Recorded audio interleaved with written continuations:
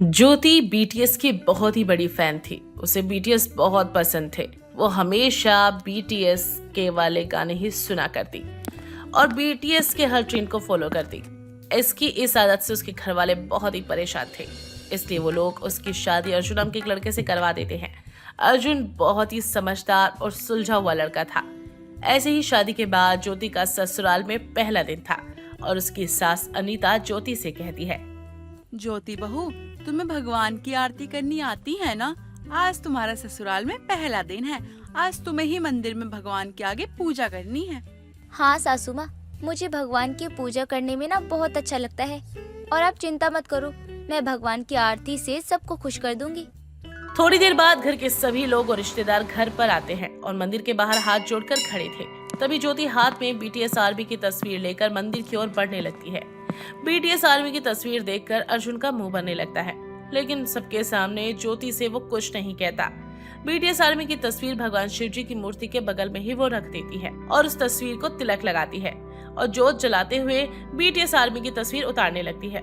ये सब देखकर सास का पारा हाई हो जाता है और सास गुस्से में ज्योति को बोलती है, ज्योति बहू, ये क्या बदतमीजी है? मैंने तुमसे भगवान शिव जी की पूजा करने के लिए कहा था, ना कि अंग्रेजों की। अरे सासू माँ, ये कोई अंग्रेज नहीं है, बल्कि ये तो कोरिया के बीटीएस आर्मी है। मैं उनकी बहुत बड़ी फैन हूँ। मुझे इनके गाने ना बहुत अच्छे लगते हैं। रात दिन बस मैं बीटीएस की पूजा पाठ करती रहती हूँ, क्योंकि मैं चाहती हूँ मेरी बीटीएस आर्मी की उम्र लंबी रहे। अरे तू कौन से भगवान की बात कर रही है? लगता है इस ब्रह्मांड में नए भगवान आ गए हैं। अरे इन भगवान की आंखें तो ठीक से दिखाई नहीं दे रही है। ये क्या तेरी रक्षा करेंगे? क्यों हमारी सभ्यता का मजाक बनाने में लगी हुई है तू? सासू माँ, कैसी गवारों वाली बातें कर रही हो आप? आपको क्या लगता है कि मैं बेवकूफ हूँ? अरे मुझे भी भारतीय सभ्यता बहुत पसंद है, पर मुझे बीटीएस आर्मी लोग भी बहुत अच्छे लगते हैं। मेरा मन करता है ना कि मैं भी कोरिया जाऊँ और बीटीएस आर्मी के लोगों से मिलूं। अगर तुझे यही सब करना था तो तूने शादी ही क्यों की? तुझे पता है ना, शादी के बाद लड़की की जिम्मेदारियां बढ़ जाती हैं। शादी करना तो मेरी मजबूरी थी सासू माँ। मेरे माँ बाप ने ना जबरदस्ती मेरी शादी करा दी, क्योंकि वो भी मुझसे परेशान हो चुके थे। इसीलिए उन्होंने मेरी शादी इस घर में करा दी। ज्योति की इस हरकत के बाद घर आए सभी रिश्तेदार उसके ससुराल वालों का मजाक बनाने लगते हैं और साथ ही ज्योति का भी खूब मजाक उड़ाते हैं और वहाँ से चले जाते हैं। सभी के जाने के बाद सास अपनी बहू से कहती है, ज्योति बहू, तू तो सुबह सुबह हमारा मूड वैसे ही खराब कर चुकी है, लेकिन भगवान के लिए अब दोबारा हमारा मूड खराब करने की जरूरत नहीं है। जा किचन में जाके कुछ अच्छा सा बना ले। सासू माँ, बिल्कुल भी चिंता मत करो आप। 5 मिनट के अंदर अंदर मैं आपके लिए कुछ बढ़िया सा लेकर आती हूँ। ज्योति अपने सास और पति को कोरिया की famous dish kimchi fried rice बनाकर खिलाती है। किमची फ्राइड राइस देखकर सास का मुंह बन जाता है और वो अपनी बहू से फिर बोलती है, ये सब क्या है ज्योति बहू? क्या बनाकर लेके आई है तू? सासू माँ, ये कोरिया की फेमस फ्राइड राइस है, जिसे हम किमची फ्राइड राइस भी बोलते हैं। मुझे खाने में ना बहुत पसंद है, इसीलिए मैं आपके लिए अपना फेवरेट फ्राइड राइस किमची बनाकर लाई हूँ। एक बार आप खाकर देखो, बहुत पसंद आएगा आपको। रहने दो ज्योति, एक काम करो, तुम बीटीएस आर्मी का शो देखो। अरे इतनी मेहनत करने की क्या जरूरत है? अरे हम देख लेंगे, अपना खाना खुद बना लेंगे। अर्जुन, तू ज्योति पे गुस्सा मत कर। देख, अभी से थोड़ा सा वक्त लगेगा और एक न एक दिन ये जरूर सुधरेगी। सास जैसे तैसे घर को संभालने की कोशिश करती। ऐसे ही शाम को अर्जुन अपनी पत्नी ज्योति को डेट पर ले जाने के लिए प्लान करता है और कहता है, ज्योति, आज हम शाम को दोनों डेट पर चलेंगे, तो तुम 6 बजे तक रेडी रहना। क्या कहा तुमने? आज जाना है? देखो, आज तो बिल्कुल भी पॉसिबल नहीं है यार। तुमको पता है बीटीएस आर्मी ना लाइव आने वाली है इंस्टाग्राम पर। मैं वो देखूंगी, मैं कहीं नहीं जाने वाली। तुम्हारे लिए मुझसे ज्यादा जरूरी बीटीएस आर्मी है। ऑफ कोर्स यार, मेरे लिए सबसे ज्यादा इम्पोर्टेंट है बीटीएस आर्मी, क्योंकि मैं बीटीएस की बहुत बड़ी फैन हूँ। ठीक है, आज के बाद मुझसे किसी चीज की उम्मीद मत करना। घुसे रहो अपनी बीटीएस आर्मी में। ज्योति के लिए पति को टाइम देने से ज्यादा बीटीएस आर्मी का शो देखना बहुत जरूरी था, इसलिए वो अपने पति के साथ जाने से मना कर देती है, जिस वजह से अर्जुन को बहुत गुस्सा आता है और वो वहाँ से चला जाता है।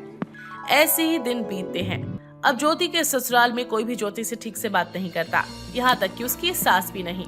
सबकी इस बेरुखी हरकत पर ज्योति को बहुत गुस्सा आता है, इसलिए ज्योति गुस्से में अपनी सास और अर्जुन के पास जाती है और कहती है, क्या बात है? आप लोग क्या चाहते हो मुझसे? मैं देख रही हूँ कुछ दिनों से आप लोग मुझसे बिल्कुल भी बातचीत ही नहीं कर रहे हो।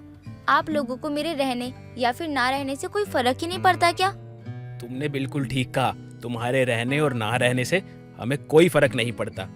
अरे पूरा दिन तो तुम्हारा ध्यान बीटीएस आर्मी में लगा रहता है, तुम हमारे लिए टाइम ही कहाँ निकाल पाती हो। एक काम करो, भगवान के लिए कोरिया चली जाओ और हाँ, वापस मत आना। क्या कहा तुमने? तुम्हें मेरे होने या फिर ना होने से कोई फर्क नहीं पड़ता?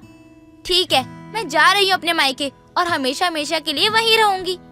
ज्योति को गुस्सा आ जाता है और अपना घर छोड़कर मायके चली जाती है। मायके जाने के बाद ज्योति अपने माता पिता को सारी बात बताती है। सारी बातें सुनने के बाद ज्योति की माँ और पिता ज्योति से कहते हैं, देख बेटा, तेरी हरकतों से तो हम भी परेशान थे, इसलिए ऐसा नहीं है कि हम तेरे माँ बाप हैं तो तुझे हमेशा तेरे गलत पे भी सपोर्ट करेंगे। हम चाहते हैं कि तेरा घर अच्छे से बस जाए, इसलिए तो वापस अपने ससुराल चली जा, क्योंकि इसमें गलती तेरी है। देख, किसी का फैन होना गलत बात नहीं है, पर अपने घर गृहस्थी और अपने परिवार को इम्पोर्टेंस ना देना, यह भी तो गलत बात है ना। पापा, मुझे तो ऐसा लगा था कि कम से कम आप तो मुझे समझोगे, पर यहाँ आकर तो ऐसा लग रहा है जैसे मैंने खुद ही अपनी इंसल्ट करा ली है। देख बेटा, एक सिंपल सी बात तुझे मैं समझाऊंगा।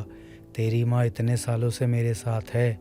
अगर मैं तेरी माँ को प्यार ना करता, इम्पोर्टेंस ना देता, तो अब तक वह मेरे साथ ना होती।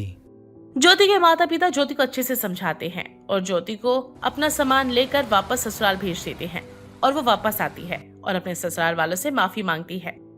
सासू माँ, मुझे माफ कर दीजिए, मुझसे बहुत बड़ी भूल हो गई। मेरे माँ बाप ने मुझे बहुत अच्छे से समझाया है कि किसी का फैन होना गलत नहीं है, पर सबसे ज्यादा इम्पोर्टेंट है अपने घर गृहस्थी को संभालना और अपने परिवार वालों को टाइम देना। अर्जुन, मुझे माफ कर दो। जाने अनजाने में मैंने तुम्हारे साथ भी बहुत गलत किया है। अभी हमारी नई नई शादी हुई है और मुझे बीटीएस आर्मी से ज्यादा तुम्हें टाइम देना जरूरी था। चलो अच्छा है, अगर तुम्हें अपनी गलती का एहसास हो ही गया है तो। तेरे पिता ने बिल्कुल ठीक कहा है। हमें भी शाहरुख खान, सलमान खान, हर कोई पसंद है। इसका मतलब ये थोड़ी है कि हम उनके चक्कर में अपना घर परिवार सब कुछ छोड़ दे। अगर कोई मुसीबत आती है ना हमारे ऊपर, तो हमारी फैमिली होती है साथ में, ना कि ये लोग। आप बिल्कुल ठीक कह रही हो सासू माँ। अब मुझे अच्छे से समझ आ चुका है कि सबसे इम्पोर्टेंट अपनी फैमिली होती है, उसके बाद ही कुछ और होता है। अर्जुन और उसकी माँ दोनों ज्योति को माफ कर देते हैं और फिर से अपना लेते हैं, जिसके बाद ज्योति सबसे पहले पूरे परिवार को टाइम देती है और बाद में ही बीटीएस आर्मी का शो देखती है। सुमन की शादी पटना जिले के छोटे से गांव में होती है। सुमन बहुत ही सुंदर थी, लेकिन वो सुंदर होने के साथ साथ वो बहुत ज्यादा दयालु भी थी। सारी विधि विधान के साथ उसका गृह प्रवेश होता है। शादी के अगले दिन सुमन की सास सरला उसको बहुत ही सुंदर साड़ी देती हुए कहती है, ये ले बहू, ये हमारी पुश्तैनी साड़ी है। माँ जी, इस साड़ी का रंग कितना प्यारा है। इतनी सुंदर साड़ी पहले के जमाने में मिलती थी क्या? हाँ बहू, ये साड़ी मेरी सास को उनकी सास ने दी है और मेरी सास ने मुझे। अब मैं तुझे दे रही हूँ और तू अपनी बहू को दियो। बहुत सुंदर साड़ी है माँ जी। सरला सुमन को पुश्तैनी साड़ी के बारे में बता ही रही होती है, तभी सरला की चंट पड़ोसन विमला वहाँ आती है। बहू, ये कोई ऐसी वैसी साड़ी नहीं है, ये पूरे 100 मीटर की साड़ी है और तुझे ये पहनना पड़ेगा। क्या? 100 मीटर की साड़ी? इस साड़ी को पहनते पहनते तो मुझे पूरा दिन निकल जाएगा, तब भी साड़ी नहीं पहन पाऊंगी। तो क्या हुआ बहू, अब साड़ी दी है तो पहनना तो पड़ेगा ही ना। बस कर विमला, मेरी बहू को परेशान क्यों कर रही है? जब मेरी सास ने मुझे ये साड़ी दी, मैंने भी ये साड़ी कभी नहीं पहनी, बस संभाल के रखा है। बोलो भला, फिर इस पुश्तैनी साड़ी का फायदा है क्या, जब इसको पहनना ही नहीं है तो? जरूरी नहीं पुश्तैनी साड़ी को पहना ही जाए, कभी किसी के भले के लिए या फिर किसी के जरूरत के समय काम आ जाएगी। हाँ, देखते हैं तेरी 100 मीटर की साड़ी किस काम आएगी। विमला इतना बोलती है और सुमन की मुंह दिखाई करके सभी औरतें अपने अपने घर चली जाती हैं और सरला भी सुमन को आराम करने कमरे में भेज देती है। कमरे में जाते ही सुमन अपनी 100 मीटर की साड़ी देखकर खुद से बोलती है, ये साड़ी कितनी प्यारी है। इसको देखकर मन कर रहा है कि इसको एक बार पहन लूं, लेकिन अकेले इतनी बड़ी साड़ी कैसे पहन पाऊंगी। एक बार तो खोलकर देख लेती हूँ कि कैसी साड़ी है, अंदर की डिजाइन भी देख लूंगी। सुमन को साड़ी देखने का बहुत मन करता है और वो साड़ी खोलकर पहनने की कोशिश करती है। कुछ देर साड़ी पहनने की कोशिश करने के बाद वो थक कर बैठ जाती है और खुद से बोलती है, हे भगवान, ये साड़ी कितनी लंबी है। मैं तो साड़ी लपेट लपेट कर थक गई हूँ, अब इसको समेटने की हिम्मत नहीं है। एक काम करती हूँ, माँ जी को बुलाकर साड़ी समेटवा लेती हूँ। सुमन सरला को आवाज लगाकर अपने कमरे में बुलाती है। सरला कुछ देर बाद उसके कमरे में आती है। क्या हुआ बहू, तुझे कुछ चाहिए क्या? हाँ माँ जी, आपकी थोड़ी सी मदद चाहिए इस साड़ी को समेटने के लिए। हे भगवान, ये साड़ी तूने खोल क्यों दी? तुझे पता है इस साड़ी को समेटने में बहुत वक्त लग जाता है। 2-3 मीटर की साड़ी नहीं है ये, बल्कि पूरे 100 मीटर की साड़ी है। मुझे माफ कीजिएगा माँ जी, पर मेरा मन किया कि एक बार इस साड़ी को पहन लूं। वैसे साड़ी कहाँ से मंगवाई थी? इस साड़ी को खुद पूर्वजों ने बनवाया था, लेकिन इस साड़ी को आज तक किसी ने नहीं पहना क्योंकि ये बहुत लंबी है, इतनी लंबी कि इसे टेंट बनाकर तैयार हो जाएगा। हाँ माँ जी, इसको देखकर ऐसा ही लग रहा है। सुमन और सरला साड़ी को समेटते हुए बातें करते हैं और कुछ ही देर में दोनों मिलकर साड़ी को समेट लेते हैं। ऐसे ही दिन बीतता है और सुमन अपने ससुराल के सारे काम बखूबी संभाल लेती है। एक दिन सरला की पड़ोसन मालती सरला के घर शादी का कार्ड लेकर आती है। सरला बहन, कहाँ हो आप? अरे मालती, तू यहाँ? हाँ बोल, आज यहाँ कैसे, कोई काम है क्या? नहीं, कोई काम नहीं है, ये मेरी बेटी की शादी का कार्ड है। आप और आपके परिवार को जरूर आना है। अरे ये तो बड़ी अच्छी बात है, हम लोग जरूर आएंगे। अगर शादी में किसी भी चीज की जरूरत हो तो मुझे बता देना। सरला बहन, आपने तो पहले ही बहुत मदद कर दी है, आप लोग बस मेरी बेटी को आशीर्वाद देने आ जाना। अरे तू चिंता मत कर। वैसे बारात कहाँ से आ रही है और लड़का करता क्या है? बारात तो अपने लखनऊ से ही आ रही है और लड़का इंजीनियर है। अरे वाह, रिश्ता तो बहुत अच्छा है। अरे तू बाहर क्यों खड़ी है, चल अंदर बैठ, चल चाय पी ले। अरे नहीं, अभी पूरे गांव को काट देना है, फिर कभी। मालती इतना बोलकर वहाँ से चली जाती है। मालती और सरला की सारी बातें विमला सुन लेती है और सरला के घर आती है। मालती आई थी क्या सरला तेरे घर? हाँ, क्यों, क्या हुआ? अच्छा, क्यों आई थी? फिर उस गरीब औरत को किसी चीज की जरूरत पड़ गई क्या? एक तो बेटी की शादी करवा रही है, वो भी औकात से बाहर के लड़के के साथ। पता नहीं कहाँ से चोरी करके दहेज देगी। तू उसके बारे में ऐसा बुरा क्यों बोल रही है? हो सकता है लड़के वालों ने दहेज नहीं मांगा हो। अब मालती की बेटी सुंदर भी है। अरे काहे की सुंदर, फेयर एंड लवली लगाती है, इसीलिए चेहरा चमकता रहता है। तू उसके बारे में इतना बुरा क्यों बोलती है? आज तक मालती ने किसी का कुछ बिगाड़ा भी नहीं है। सरला, तुझे कुछ नहीं पता, ये गरीब किसी के सगे नहीं होते, तुझे भी लूट कर खा जाएगी। विमला सरला के आगे मालती की बहुत बुराइयां करती है, लेकिन सरला को उसके बातों का बिल्कुल भी असर नहीं होता। ऐसे ही दिन बीतते हैं और मालती की बेटी का शादी का दिन नजदीक आने लगता है और सरला मालती की मदद करती है। वो शादी में नागपुर से हलवाई बुलवाती है तो दिल्ली से टेंट वालों को। सरला को मालती की मदद करता देख विमला को बहुत चिढ़ होती है और वो सरला के घर सुमन के पास जाती है। सुमन बहू, घर में तेरे सास है क्या?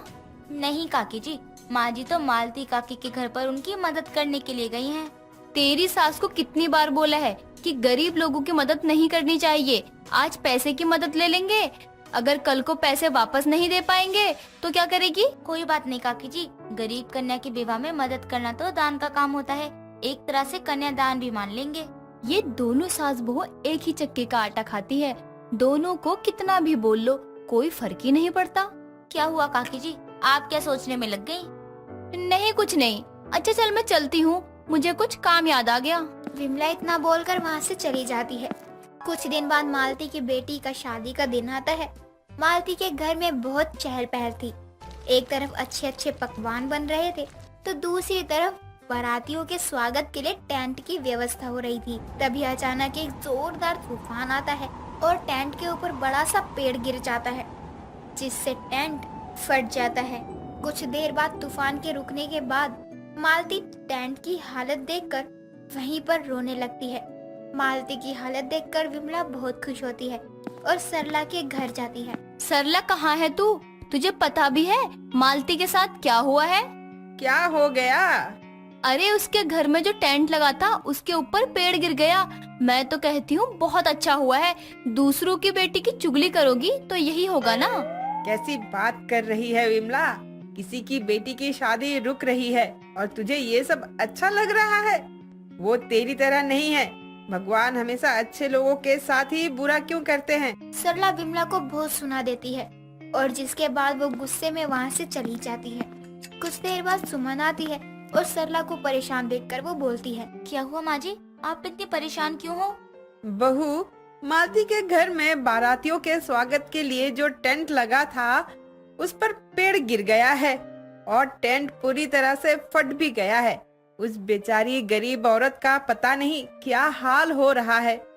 अभी तो कोई और टेंट वाला भी नहीं आ रहा क्योंकि शादी का समय और सारे टेंट बुक है। बहुत बुरा हुआ माँ जी ये तो, लेकिन हम इसमें कर भी क्या सकते हैं?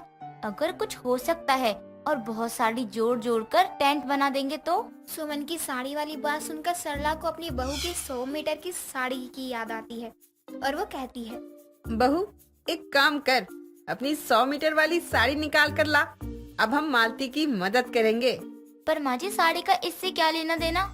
देख बहू, तेरी 100 मीटर की साड़ी हम लोगों में से कोई नहीं पहनता। वो बहुत समय से बस पुश्तैनी हो रही है। हम उसे साड़ी का टेंट बनाकर मालती की मदद करेंगे और हमें साड़ी के लिए कहने वाला भी कोई नहीं है, ना मेरी सास ना उनकी सास। सुमन सरला की बात से सहमत होती है और अपनी 100 मीटर की साड़ी से मालती की बेटी की शादी का टेंट बनाने के लिए दे देती है। उस टेंट को देखकर कोई कह नहीं सकता कि ये साड़ी का बना है। ये सब देखकर मालती सरला के आगे हाथ जोड़ती है और शुक्रिया बोलती है। रात को बारात आती है और कुशल मंगल से शादी पूरी धूमधाम से हो जाती है और इस तरह से बहू की 100 मीटर की साड़ी से एक गरीब लड़की की शादी सफल होती है। रवि बहुत ही बदतमीज था। वो बात बात पर बस एक ही चीज बोलता, अपने बाप को मत सिखा। ये बोलकर वो बात किया करता था। ऐसे ही एक दिन रवि अपने दोस्त समीर के पास जाता है और कहता है, और समीर कैसा है? सब कुछ ठीक है ना? हाँ भाई, जिंदगी बस धक्का देके चल रही है और कुछ नहीं। हाँ, वैसे तू कल तो अपना आईफोन लेने गया था ना, क्या हुआ, लेके नहीं आया? कैसी बात कर रहा है भाई? मैं अगर फोन लेने गया हूँ तो इसका मतलब मैं फोन लेकर ही आऊंगा ना। अच्छा, जरा फोन के फीचर तो दिखा। और कौन सा आईफोन लिया है? भाई मैंने तो सस्ता ही लिया है। अरे बता तो सही, कितने का लाया है? बस भाई 72,000 का फोन है, आईफोन 14 लाया हूँ। इसके फीचर की क्या बात करूँ, बिल्कुल मलाई की तरह चलता है ये फोन। समीर रवि को अपने फोन के फीचर के बारे में बताने लगता है। रवि उसकी बातें सुनकर मन में बोलता है, बड़ा आया आईफोन वाला, इसको क्या पता मेरे बाप के पास बहुत पैसा है। इतना पैसा है ना, वो तो आईफोन की कंपनी खरीद ले। लेकिन क्या करे, वो बात अलग है कि मेरा बाप खरीद के मुझे देगा नहीं कुछ भी, वरना मैं भी ना इसकी तरह आईफोन लेके ना घूमता। पता नहीं क्या समझता है अपने आप को। क्या हुआ भाई, क्या सोचने लग गया तू? तू मेरी बात सुन रहा है कि नहीं? हाँ हाँ, सुन तो रहा हूँ, बोलना क्या कह रहा था। भाई मैं तुझे इस फोन की सबसे अच्छी चीज बताता हूँ। इस फोन में 6 एलिमेंट लेंस हैं। हाँ हाँ मालूम है, अपने बाप को मत सिखा, समझा? क्या बोला? तू मेरा बाप है? साले मैं तेरा बापू, समझा? रवि और समीर में इस बात पर दोनों एक दूसरे की कमीज का कॉलर पकड़ लेते हैं और बहस करने लगते हैं। कुछ देर बाद दोनों अपने घर चले जाते हैं। ऐसे ही दिन बीतते हैं और एक दिन रवि के पिता पुष्कर घर में बैठकर टीवी देख रहे होते हैं। तभी अचानक पुष्कर से टीवी में स्लीप टाइम लगा देता है। टीवी बंद होने वाली होती है। तभी रवि की नजर स्लीप टाइमर पर पड़ जाती है और वो पुष्कर को चिल्लाते हुए बोलता है, अरे पापा, ये आपने क्या कर दिया? क्यों, क्या हुआ? टीवी ही तो बंद हुआ है। पापा, टीवी बंद नहीं हुआ है, आपने स्लीप टाइमर लगा दिया है। अरे आपको ये अभी ही करना था। क्यों, क्या हो गया? अगर अभी हो गया तो? पापा, यू नो व्हाट कि टाइगर जिंदा है मूवी आ रही थी और अभी सलमान खान की फाइट होने वाली थी और आपने टीवी बंद कर दिया। अब 15 मिनट के बाद ही ऑन होगा। हाँ हाँ मालूम है, अपने बाप को मत सिखा। बड़ा आया सलमान खान की फाइट देखने वाला। और वैसे भी तुझे टीवी से क्या मतलब है? तू तो अपने फोन में घुसा हुआ था ना। पापा, आपको नहीं पता है, मेरे पास एक हिडन टैलेंट है। मैं फोन चलाने के साथ साथ टीवी भी देख सकता हूँ। अच्छा जी, बहुत ही गंदी गलतफहमी पाले हुए हो बेटा जी। हाँ हाँ मालूम है, अपने बाप को मत सिखा। क्या बोला तूने? पापा वो गलती से मुंह से निकल गया पापा, वो मैं। रुक जा, तुझे बताता हूँ कि कौन किसका बाप है। पुष्कर रवि के पीछे डंडा लेकर उसके पीछे उसको मारने के लिए दौड़ता है। घर में पुष्कर को रवि के पीछे डंडा लेते भाग ही रहा होता है कि तभी रवि की माँ सरला वहाँ आती है। अरे अरे क्या हो गया? दोनों बाप बेटे घर में दौड़ क्यों लगा रहे हो? तुम्हारा बेटा अपने बाप का बाप बन रहा है, इसलिए। पापा मुझे माफ कर दो पापा, आगे से ऐसा कभी नहीं कहूंगा, पक्का नहीं कहूंगा। माँ पापा को समझाओ ना कि गलती से मुंह से निकल गया, आगे से कुछ नहीं कहूंगा। वो पापा पता है, वो सुबह मक्खन वाला पराठा खाया था ना तो जुबान फिसल गई पापा, सॉरी पापा, अब से नहीं बोलूंगा ऐसा। नहीं बेटा, आज तो तेरा बाप तुझे बता ही देगा कि कौन किसका बाप है और कौन किसका बेटा। रुक जा तू भी।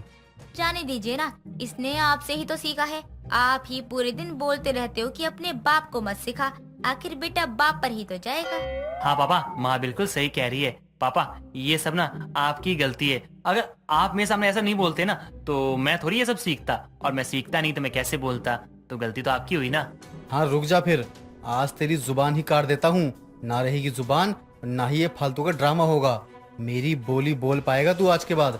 कल को किसी और के आगे ऐसा बोल दिया तो क्या कहेंगे लोग?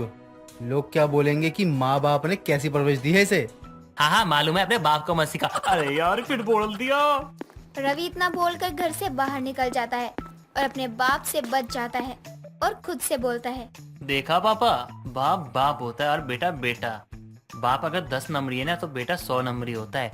कैसे मैंने आपको 1 मिनट में चकमा दे दिया, लेकिन एक दिन मैं आपको ना जरूर दिखाऊंगा कि बेटा ना बाप से बढ़कर होता है। रवि खुद से बात करते हुए एक पार्क में जाकर बैठ जाता है और रात को खाना खाने के वक्त घर वापस आ जाता है।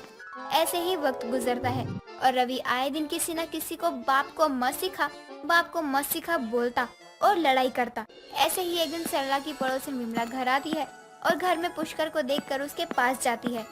जानू, बॉक्स ऑफिस में मूवी लगी है। सरला, तुमको कब से मूवी देखने का शौक चढ़ गया है? शादी को 22 साल हो गए हैं, लेकिन तुमने आज तक कभी बोला नहीं मुझे ये। पहली बात तो मैं सरला नहीं बल्कि उसकी जानू विमला हूँ। अरे विमला जानू, तुम यहाँ? तुम पुणे से वापस कब आई? क्या जानू, आपकी याद आई और मैं पुणे से दिल्ली आ गई। क्या आपको मेरी याद नहीं आती थी? अगर ऐसे किसी ने हमें साथ में देख लिया तो हमारी खैर नहीं। और रही बात याद करने की, तो मैं तो तुमको बहुत याद करता था। ये सब छोड़ो, ये बताओ कि आप मुझे मूवी दिखाने कब चल रहे हो? अरे मेरी जान, मूवी क्या, मैं तो तुम्हारे लिए पूरा सिनेमा हॉल ही खरीद लूं। हम कल ही चलते हैं मूवी देखने।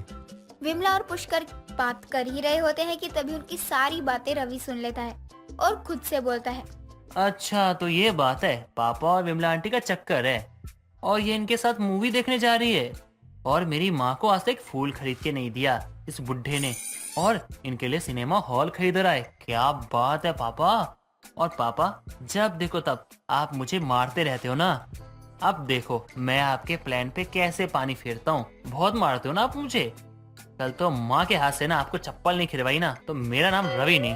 रवि इतना बोलकर दोनों के पास आता है और पुष्कर की तरफ देखकर बोलता है, हाँ मालूम है, अपने बाप को मत सिखा। रवि ये बोलकर वहाँ से भाग जाता है। विमला रवि को देखकर डर जाती है और अपने घर चली जाती है। अगले दिन सुबह सभी नाश्ता कर रहे होते हैं, तभी पुष्कर कहता है, सरला, मैं किसी काम से बाहर जा रहा हूँ, शाम तक वापस आ जाऊंगा। हाँ मालूम है, अपने बाप को मत सिखा। क्या बोला फिर तूने? क्या पापा, मैं आपको कैसे कह सकता हूँ, आप मेरे बाप हो और एक बेटा अपने बाप का बाप कैसे बन सकता है पापा। अरे मैं तो अपने दोस्त से फोन पे कह रहा था और आप पता नहीं क्या सोच लेते हो। सरला, मैं जाकर तैयार होता हूँ, किसी के साथ जा रहा हूँ, तुम कॉल मत करना, ठीक है? हाँ पता है किसके साथ जा रहे हो, अपने बाप को मत सिखाओ। भाई सुन लिया ना, अपने बाप को मत सिखा, मुझे पता है तू कहाँ जा रहे हैं। ठीक है, अब रखता हूँ फोन। रवि इतना बोलकर वहाँ से उठ जाता है और अपने कमरे की तरफ चला जाता है और पुष्कर भी अपने कमरे में तैयार होने चला जाता है। जैसे ही पुष्कर वहाँ से जाता है, रवि सरला को भी मूवी देखने जाने के लिए बोल देता है। कुछ देर बाद दोनों बाप बेटे मूवी देखने के लिए जाते हैं। रवि सरला की सीट बिल्कुल विमला और पुष्कर के बगल में करवा देता है और खुद आगे वाली सीट पर जाकर बैठ जाता है। और कुछ देर बाद सरला की नजर विमला पर जाती है। अरे विमला, तू यहाँ कैसे और किसके साथ? मैं तो बस। क्या हो गया? मुझसे डर तो ऐसे रही है जैसे कि मेरे पति के साथ मूवी देखने आई हो तू। वही तो आंटी जी, अंकल जी के साथ ही आई होंगी आप। हाँ बेटा, आए तो हम हैं, लेकिन पर क्या आंटी जी, रुकिए मैं खुद ही फ्लैश जला के ना देख लेता हूँ। जैसे ही रवि अपने फोन की फ्लैश जलाता है, सरला और रवि पुष्कर को देखकर हैरान हो जाते हैं। आप यहाँ? पापा, आप तो कहीं बाहर जा रहे थे, फिर आप यहाँ, वो भी इस विमला आंटी के साथ, क्या कर रहे हो? तुम दोनों यहाँ क्या कर रहे हो? तुम दोनों मेरा पीछा करते हुए आए हो क्या यहाँ पे? मुझे लगता है कि मुझे यहाँ से चले जाना चाहिए। आप सभी घर वालों का मामला है, आप साथ में बैठकर सुलझा लेना। अरे तू कहाँ चली? आज तो तुम दोनों को मैं छोड़ूंगी नहीं। बहुत शौक है ना फिल्म देखने का, आज तुम दोनों की फिल्म मैं यही बना देती हूँ। सरला इतना बोलकर अपनी चप्पल निकालती है और पुष्कर और विमला को मारने लगती है। ये सब देखकर रवि को बहुत मजा आता है और वो खुद से बोलता है, देख लिया ना पापा, आज के बाद ना आप अपने बेटे के ना जैसे बाप से पंगे नहीं लोगे। हाँ, अब माँ के हाथों से पिटो। दोस्तों, अगर आपको ये कहानी पसंद आई तो इसे लाइक करें, शेयर करें और कमेंट करके बताएं कि कहानी में आपको सबसे अच्छा क्या लगा।